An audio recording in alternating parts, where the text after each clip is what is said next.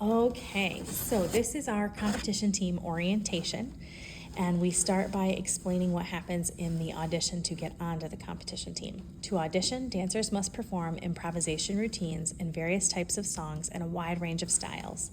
Dancers must also demonstrate advanced skill level and choreography retention in group and individual settings. So what that means is today you're going to learn two dance routines, a ballet routine and a jazz routine. I want to see, after you learn both of those routines, if you get a couple minutes to practice with your friends, how well you can remember what you just learned. I don't want to see that it's absolutely perfect, because if that's the case, you belong somewhere much more professional, because this should be your job now, even though you're not a grown-up yet. But what I want to see is, if you do forget something, what happens? Do you freeze and mouth the words, "I don't know"? Do you crumple up on the floor in a ball? Do you run out of the room? Or do you make up some of your own moves? Do you come up with a similar skill and fill in the blanks? Do you, out of the corners of your eyes, see what your friends are doing and try to make sure that you're in tune with them and copying whatever movement you see? So all it tells me is how you're going to handle pressure, not whether or not you can remember it perfectly, but what you do in that situation. Then, after I've seen you demonstrate two routines from retention, then we do improv. And improv is the ability to create something on your own to different styles of music, because there are much more than two styles of dance. So when I look at your team as a group, even though I see them do a ballet and a jazz, maybe all of you together actually gel really well with modern. So if we play a modern style song and everyone looks so cohesive, we might even make up a little bit of choreography just to see how it looks together. Or maybe I play a modern song, but everybody's kind of dancing by themselves and not really together. But when I put on a lyrical song that's really emotional, everyone has similar expressions. So when we come into the audition, it's not necessarily to say, "Are you a good enough dancer?" Because that's not what I believe. It's to say, how does this group function together? What can we create that will be moving to the audience? Maybe moving in an exciting way like a jazz, or maybe moving in an emotional way with a lyrical. But the idea is to see, with these friends in this room today, how do we do? Then, after I see what you do today, you are welcome to come back tomorrow, which is Wednesday, and do solo, duo, and trio auditions. So those are additional dances, and sometimes we even throw in a small group. That way, if we didn't get to try a style today and your parents are allowing you to do more than one dance, we'll try tap tomorrow, we'll try acro tomorrow in smaller settings, just to see with one or two people how well you gel. After I see everything today, everything tomorrow, then on Friday I type up what's called an offer email. It kind of looks like a restaurant menu. It'll say, of everything that I saw, this is what I believe we could create this season. On Wednesday's day, if the parents can't make it in person, then I reach out to them separately. But on Wednesday's day, each parent can list how many routines their child is permitted to participate in for the year, and then I give them no less than that, but sometimes more, because maybe I see, Josie, there's 4 different friends that you just jive with. Each of those friends, I feel a different type of style. One an acro friend, one a tap friend, one a ballet friend. So on this menu, it might say, Josie is offered this group routine in the style of jazz, and this duet with Eleanor in the style of ballet, and this trio in the style of tap with Hope and Sophie. Then with your parents, you sit down and say, okay, what are we able to commit to as a family? And then you email me back, these are the routines that Josie would like to do. She is allowed to do 4 of them, and of the 4, this is how we rank her favorites, 1 through 4 that she wants to try. Then, or maybe mom and dad say 2. You say, she's allowed to do 2. These are the order that we like them, but she's only allowed to do 2. Then I wait to see, when everybody's parents email me in all of their items off the menu, I have to find all the ones that both groups say yes. So if your mom said yes to one of the ones that's matched with Hope, and Hope's mom said yes to one of the ones matched with Josie, then I put a Hope and Josie on the schedule. My goal is to fill in Wednesday first. So I take what everybody says yes to, and I'm going to try to fill in Wednesday night. On our calendar, we have the team routines listed for Friday, but I know that my seniors and my kids that perform in the Sioux Theater really don't want to participate on Friday if we can avoid it. So we're going to try to pack them in on Wednesday, but if it doesn't seem like we have enough coaches to give everyone adequate training, then we'll put the larger groups earlier in the day on Friday and be done so that our dancers can go. And I also told all of my seniors that if there is a football game they want to go to or something that's going on for senior year, it is absolutely excused for those things. In fact, some of the football games we might take off as a team so we can all go watch them together. We talked about that too, because I think it's important. So there's a section here that says, under special circumstances, a late invitation or younger opportunity to audition may be presented by the studio owner.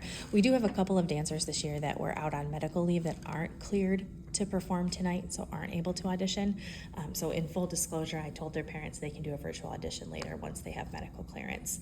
And then I have some dancers that at 3:30 today, I sent the virtual audition to, and they have to send me a video back by 4:30. So it's a routine that we choreographed, and it's just a walkthrough, and they watch the dance routine, take a video of themselves trying it within an hour, and send it back so we can see how well they handle the pressure. Once you've picked everything on the menu that you want, and we make the schedule because we know who can do what, then our parents go in and register and agree to all of our policies, and then they get their bill, and we take it from there. Some of the parents have asked me to please consider adding fundraising afterwards and maybe a slightly later date for the optional ones to be due, because it's a little bit more expensive to do those additional ones. And I spoke with the Little Caesars fundraiser, and they agreed to push it back so that we could add that once you know how much your child is offered and exactly what those bills are going to be, so you know how hard to push your fundraiser.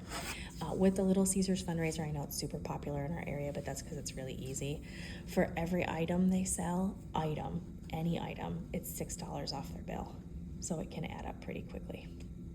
So that is an option that we do have, and it's something that our team can do as soon as we finalize what we're going to be offering.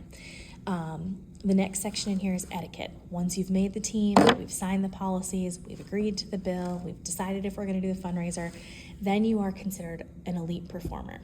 Elite performers are held to a higher standard than recreational dancers due to the extensive commitment and type of events they are participating in. Dancers must have good standing in attendance, classroom etiquette, and company ambassadorship. So your friends at the dance studio notice that you have the fancy jacket and they look up to you. So in your classroom, I ask dancers to make sure that they are behaving in a way that we want people to look up to. We're not twerking on the floor, right? We're not posting inappropriate things on our Instagram, stuff like that. So we have conversations about that. We want to make sure that we create an environment that's safe and comfortable for everybody, and I think that who sets that example are the elite performers. So once you've made the team, you also agree to the etiquette that's required for you. This next section sounds a little harsh, but it's really important. It is at the discretion of the studio owner to determine a dancer's eligibility to remain on the team. As an ambassador of the company, dancers agree to uphold the values and morals of the company in all aspects. Defamation of the company, its staff and students, or immoral behavior in public or on social media will result in removal from the competition team. There will be no tolerance for negative attitudes, bullying, or poor sportsmanship in the dance studio or at ASAO events. If a dancer is found acting in a manner to be found disrespectful, he or she will be removed from the competition team. Somewhere where that's really relevant is at the competitions.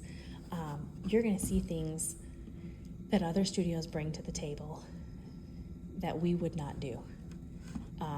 A super risque example, there was a dance called Too Many Daddies performed a couple years ago where the girls had on teeny tiny sparkly bikinis and they were dancing on the floor in really inappropriate ways. And what I try to teach my dancers is we didn't create that piece of art.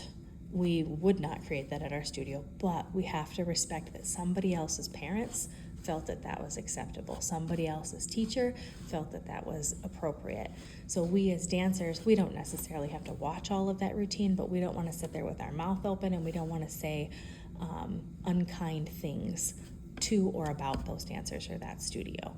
So it's really important to me that if that dancer steps off the stage and is right next to you, you don't glare at them as they walk by, but you still say, hey, good job, because they did the best they could with what their teacher presented when they went out there. So that's really, really important to me. ASAO Dance is a company that prides itself in being an all-inclusive, positive resource for dancers and families. Any parents or responsible parties found to be discussing our program negatively will result in termination of the dancer from the program. So what that means is even if you weren't speaking negatively, but maybe your mom was in the cafeteria at the school that we're at and she's talking about how much she doesn't like ASAO and she thinks that we do a terrible job coaching, that attitude isn't good for our team. It's not good for our friends. So we ask those parents to be excused and we have to remove the kids from the team for some of those types of scenarios. It doesn't mean that you did anything wrong, but sometimes we have to make that choice based on what happens with our parents. So we have to talk about it just in case. We do not promote gossiping or permit dancers to speak negatively of other studios while on the premises or at any ASAO coordinated functions. Bullying by dancers, families, or guests will not be tolerated. Bullying is defined at the discretion of the studio owner, and Ashley Berger reserves the right to dismiss dancers and family members from functions and future program enrollment and attendance without any advance notice or explanation. So what that means is sometimes it happens suddenly. Sometimes we have to say, I'm sorry, you're not dancing anymore, this is the end. It doesn't happen often, but if it does, then it is in our policies and it's something we are allowed to do. You would have to do something extreme for that to happen. Okay. You have questions about that stuff? Sweet. Competition rehearsals have a strict dress code. Dancers must be in a clean black leotard with shorts, tan tights, and style-appropriate shoes. Shoes must be in safe, adequate condition for use. Dance wear must be free of holes, rips, and stains. So this is going to sound like super strict, because in regular class, it doesn't really matter if your tights have a hole. It doesn't really matter if your leotard has a stain on it. But for the competition ones, we take a lot of videos, a lot of advertising for social media, and we always want the people that are representing our company to have good discipline and be fully prepared in the best that they can. So, I ask that you keep a couple extra pairs of tights in your bag for that type of situation. And what I told our girls yesterday, because one of them said, well, what happens if I'm in a hurry and I totally forget my leotard?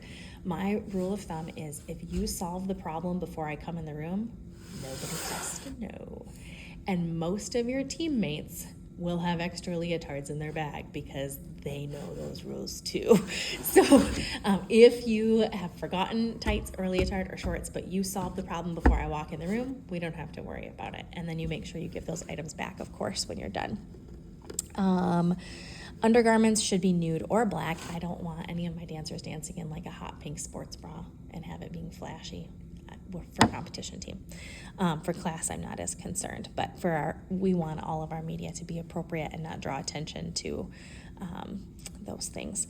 Hair must be slicked into a bun for all competition rehearsals. Inadequate preparedness will result in an unexcused absence.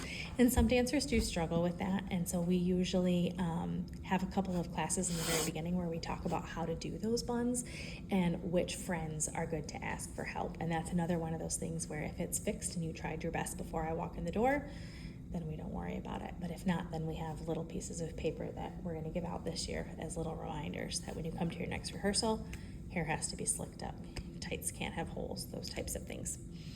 The next section on here is the financial section, and it talks about how each dancer is responsible for $1,200 for a group routine with all teammates. Solos, duos, and trios are not an option unless the dancer fulfills the obligations to the team routines first. This section, we're putting a clause in our policies where if there are medical limitations to the number of dances you can do, or it's your senior year and we're trying to fit everything in, that obligation is not necessarily required. I'm still working exactly how to word that, but I know that's what my somebody else just told me that yesterday too. I don't trust AI yet. I have reservations. Just call me an old lady.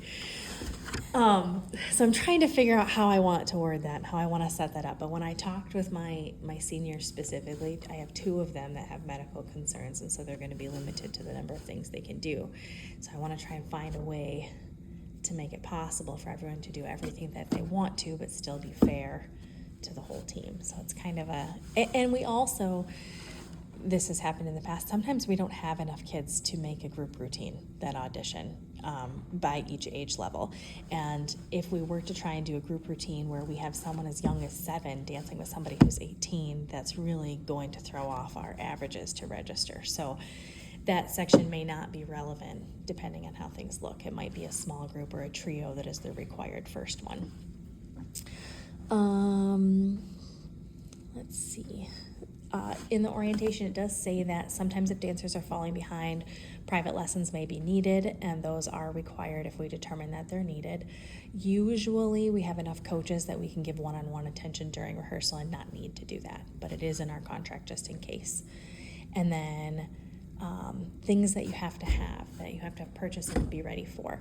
So the shoes that we use are a Block Pulse Jazz shoe. It comes in the color Sunlight Tan, and we use Sunlight Tan tights as well.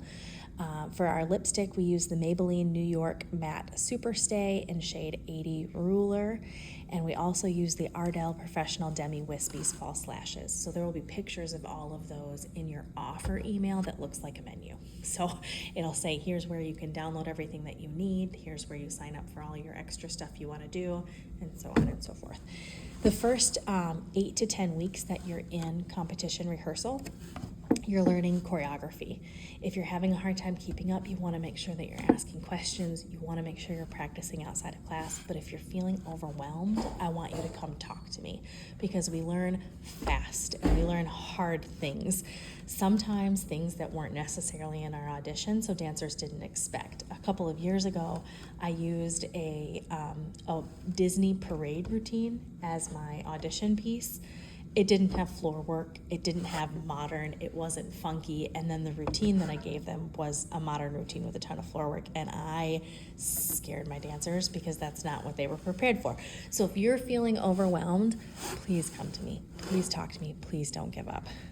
Okay, I will help you, I promise. Okay.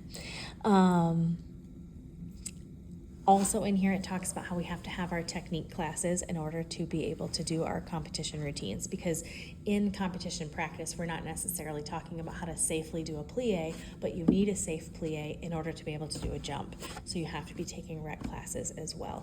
I know your schedule is super funky for rec classes, so when we know how things look after the audition and what you want to commit to, then we'll sit down together and figure out how to handle that.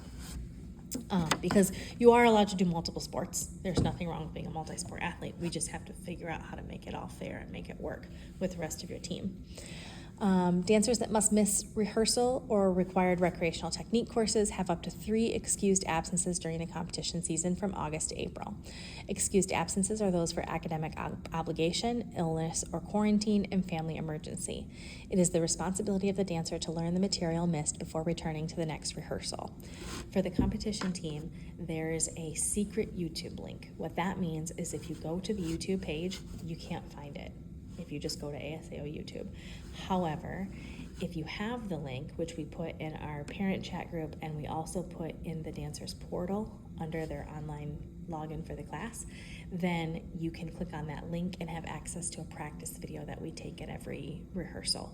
So if you have to miss for something and you go into your practice link and make sure you know your material before you come back, then it's an excused absence. If you have to miss and you don't practice before you come back, it's an unexcused absence, and that puts you at risk for removal.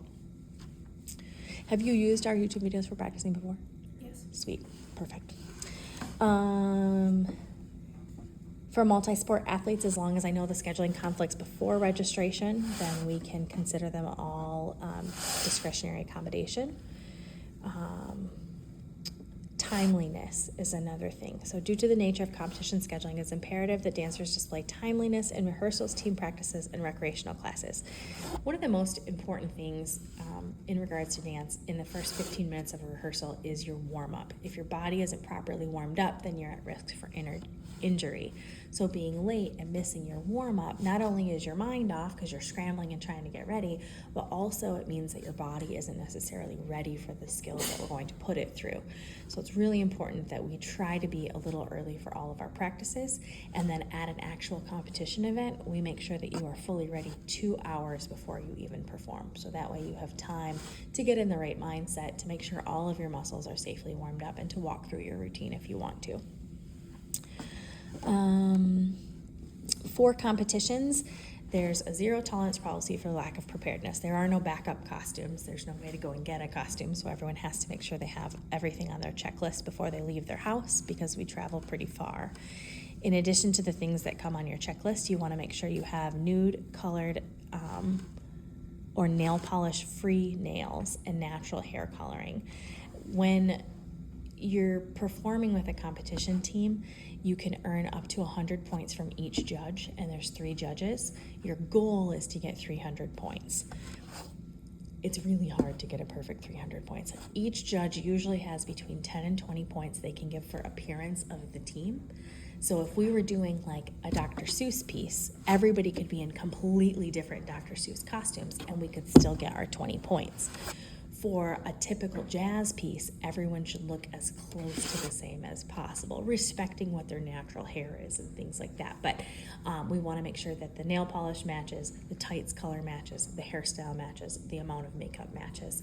So all of that we practice and do in our rehearsals now. When we made the schedule for this year, Eva and Jamie and I made sure to work into the rehearsal schedule hair and makeup days as well, so that everyone feels ready before we go. Let's see. I always bring extra tights to competitions. It's good to have your own extras, but I do have those in case we need them. For classes and rehearsals, you'll just want to keep extra tights in your bag just in case. We also bring things like a first aid kit, deodorant, snack bars, things like that. So our coaches have a backpack that they carry that have all of the essentials and emergencies and spray glitter, things like that.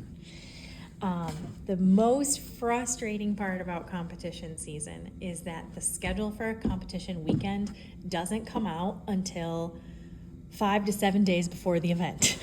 So we know the weekend that they're scheduled for. We know if it's going to be Friday to Sunday and what town it's in. We have no idea what time you're going to dance, how much time you have in between quick changes, what dance comes first, second, or third. We don't know any of those things until 5 to 7 days beforehand. That's when they make the schedule. Come on in, Elle. They make the schedule and they send it to all the studio owners. Some places, they get ready 2 weeks early, and then awesome, we have the schedule. Sometimes it's like the day before, and it's extremely stressful. So we just wait, and I watch my email. As soon as I get it, I type up a specific to ASAO schedule that says, Josie, go to this dressing room at this time to get your hair done. Alicia, go to the stage side left to warm up with Eva at this time. So ours is very specific. None of that is going to be in the competition schedule because that's what we decide. But I can't make that for each event until they make the schedule, which is not very far in advance. So I ask that you try to keep the whole competition weekend free. Don't try to book a flight in the middle of it to go somewhere, or try to do like your hockey tournament in one town and your dance competition in another. It's not going to work because we really don't know what time you'll dance. When you go to a dance competition, the dancers are grouped, and they're grouped in different ways. So they're grouped by the number of kids performing in the routine. 1 is a solo, 2 is a duet, 3 is a trio, 4 is a small group. When you get up to 10, then it's considered a large group. When you get up to 20, it's considered a line. 30, it's considered a super line. So they use these funny lingo. But a routine that has 30 dancers in it is not competing against a solo with 1 dancer. Soloists compete against soloists. Super lines compete against super lines. Same thing then goes for skill level. When you enter into a competition, I can choose as I register you, is this routine beginner, intermediate, or advanced? Sometimes they don't call it that. They call them really funky names. But essentially I'm deciding what level you are. Sometimes it's as simple as, does the dance have single pirouettes, double pirouettes, or triple pirouettes? And sometimes it'll say things like, do the dancers train for 5 hours a week or 15 hours a week? So I have to read all the rules and then decide what level you fall into, and you compete against dancers in that same level. If I pick beginner, it's not intended to be offensive at all. If I pick advanced, it doesn't mean it's because I really want you to get your butt kicked. It just depends on what their rules are and how they organize things and where I feel like our team falls compared to the other dances that I see there. Sometimes I get it wrong, totally wrong. Last year, I put our dancers in these really hard categories and they scored very low compared to how we normally score, and they came back so discouraged, and I had to sit down and say, I'm so sorry. When I read these rules, I really felt like that's the area we fit in, and we weren't ready for that. We were training against studios that dance way more than we do, and it just wasn't a good fit. So sometimes I make mistakes too, but we talk about it. So the number of dances, the skill level, you're also grouped by age, and each age has different terms as well. So if it's just dancers age 5 to 7, they call them sidekicks. Dancers age 8 to 10 are typically called minis. In some places, it's a slightly different number. Juniors are usually 11 and 12-year-olds, teens are 13 to 15-year-olds, and seniors are 16 to 19-year-olds. And then some places also have an open category for 20 to 26-year-olds, or an adult category for older than 26. So then you compete against, within your same age group, same skill level, same number of dances, but a jazz might compete against a lyrical. Some competitions don't. It's only jazz against jazz, but some it is jazz against lyrical. So as the judges are sitting there, they have 100 points to give you. They can give you maybe 20 points for technique and 10 points for costume and 20 points for facial expression. So they have a whole rubric in front of them, and they get to decide how much they give you. When you finish dancing and you go on stage for an award ceremony, you can get 3 types of awards. The first one is called an adjudication. So out of 300 points, how many did we get? And that determines if your award is a bronze, silver, high silver, gold, high gold, or platinum. And that's just an example. Different competitions use different funky names for those. But for example, a platinum, you might have gotten 291 to 300 points. A high gold, you might have gotten 276 to 290 points. So it depends on how many points you get. That adjudication, you get either a ribbon or a pin or something that is just yours that you get to keep based on how many points your team earned. That's the first award. It's just against yourself. Every competition we go to, we hope to score a little bit higher, and if we don't, that's okay too. The second one is an overall. So then they take your adjudication and compare it to her adjudication and see which one was higher, and that's where you get first, second, or third based on the number of points. And then the third award you can get is a specialty award. Each judge is given permission to make up their own awards, completely off the wall, crazy things. Sometimes they'll say things like, this competition was themed like an airplane. There was one we went to, it was called Fly, and one of the dances was super saucy that we did, and they called it the Sassy Stewardess Award because they said that those dancers, if they were on the airplane, would have been really sassy stewardesses. So they can make up crazy things. I think Jader got one year that was like the total rock lifting award. We got the Fly's dad. Yes. Yeah, we did have a dad that shoveled snow and got some judges out of a snowbank, so they gave him a Flyest Dad award. But they can make up their own for those things. One year, they gave me an award called the Studio of Heart because I kept crying when my dancers were on stage because I thought they were beautiful. So they gave me an award for crying in the wings every time. So those are just the fun ones. I think last year when we did our goals at the beginning of the year, a lot of dancers said they really hoped to do something that caught a judge's eye to get a specialty award, and we did get quite a few of those, which was fun. I have a couple other ones on here. The Smooth Flight Award we got at 1. The Co-Pilot Award because 2 dancers were working so well together.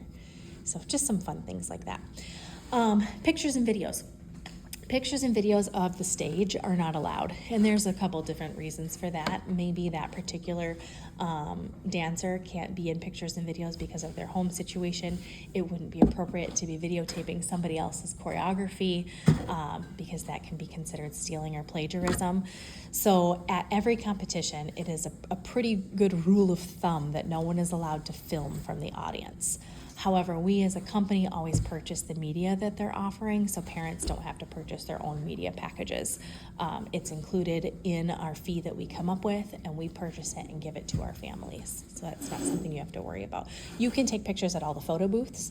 We usually make a chat group, and we send all of our pictures there to all of our parents as well. Getting to and from competitions is the responsibility of the parents. So dancers are allowed to travel with each other if your parents coordinate it together. My only rule is that the coaches cannot transport the dancers, because if we go to a competition and something goes wrong where we have to have a serious conversation, you're not going to want to sit in the car with me for 5 hours afterwards. Or if you come off the stage and you feel like you didn't do very well, I can try to be very encouraging to you, but if you're not ready to hear it, you're not going to want to go back to my hotel room with me, right? It'd be very uncomfortable. So dancers can coordinate together. You have to work out all of the meal, fuel, and lodging costs between you. I just stay out of that part of it. Hair and makeup. We have a tutorial video and we'll do some practice things together. We use eyelash glue to put false eyelashes and rhinestones on. We have a team look that we always go for. You've probably seen it with the 3 rhinestones in our brow bone. It's pretty cool. Parents are not allowed to go into the dressing room or backstage. And we set that as a standard rule because usually there's a limit to how many people can be in there, but also I like to make sure that you are calm, cool, and collected and not feeling pressure from your parents. And I know that that sounds harsh to say, but everybody parents differently. Every dancer sets different goals. And so I like to make sure that before we go on stage, we have our moment to shake it out, dance it out, chat together, and go in cool, calm, and collected. Okay, that's everything on my list of stuff I wanted to talk about. Do you have questions for me? Mm-hmm. So I'm guessing this is probably not allowed, but I'm just wondering, are phones allowed? And probably not. Yes, you can have your phone with you. If it's in the dressing room, we keep them in our bags because I don't want a picture of somebody in their bra to end up on your Instagram. But you can take pictures at all of the different photo booths. And if we are at a competition all weekend and you're only in one dance, there will be activities that we do. Oftentimes there are things like a scavenger hunt where you need your phone. So it kind of works out well. We did a scavenger hunt last year. You had to do things like make up a dance or build a human pyramid, those kinds of things. You can't be on your phone in the theater, though. Right. We had problems with that last year, like tablets and phones were on in the theater. Yes, and I think that's disrespectful to the dancers on stage anyway. So as a rule of thumb for our studio, and you know that when we do our etiquette, if you're in front of a dancer performing, that's where your focus is out of respect. But for our scavenger hunts and for the photo booths, absolutely, yeah, you can. Yeah, when we finish a dance routine or an award ceremony, we as a studio have a rule that we go right to the photo booth immediately because I like to do it before there's a giant crowd there. I take all the pictures that your parents might want and then I send it to them after. So that way we beeline it there. We know that when you get off stage, meet me at that photo booth as fast as you can. And then we snap all our pictures and then we go on about our ways. And it's a super strict rule, but my kids know it. They squeeze their tushies and they all walk there very fast. Other questions, comments, concerns about comp rules? Cool. Okay. Oh, Josie's mom had asked if the comp routines are featured in the recital, if that's something that is included. And our initial team routine fee gives us 3 competitions that we attend. There's 2 optional competitions that you can sign up for and pay additional fees to attend. And then included in that initial fee is participation in the end of season showcase, which is local, but not part of the recital. It's like a mini recital in a conference room instead at Lake State. So otherwise our recital would be really long. I don't want to do that. Oh my gosh. Yes, that's a great memory. So those are the right after the awards. Those are the photos we go take. They do have some serious ones. They started the trend. Yes. We started. Yes. I think I There's only bad have, ones. I only have ones of Eleanor that are serious. It Oh, no, there was, I don't know if that one's serious or not. It's like half the back. that was meant to be serious. Okay. That was them posing. Yeah, posing in the It's theme of the really dance. cool. Oh, okay. It's really cool. Yeah, and this one's a little more serious too. Yeah. Boring.